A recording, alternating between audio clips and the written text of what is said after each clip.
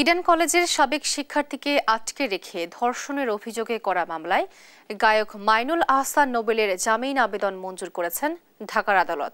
কারাগারে বসে এই মামলার বাদীকে বিয়ে করার ৫ দিনের মাথায় জামিন পেলেন নোবেল। মঙ্গলবার দুপুরে শুনানি শেষে মেহেরা মাহবুবের আদালত এই জামিন মঞ্জুর করেন। নোবেলের পক্ষের আইনজীবী মোহাম্মদ মনির উদ্দিন জামিনের বিষয়টি নিশ্চিত করেছেন। তিনি বলেন, দুই পক্ষের মধ্যে আপোষ মীমাংসা হওয়ায় আদালত নোবেলের ১,০০০ টাকার মুচলেকায় জামিন মঞ্জুর করেন। এর আগে রোববারে ঢাকা মেট্রোপলিটন ম্যাজিস্ট্রেট আদালতে তার আইনজীবী মোহাম্মদ খলিলুর রহমান জামিনের আবেদন করেন।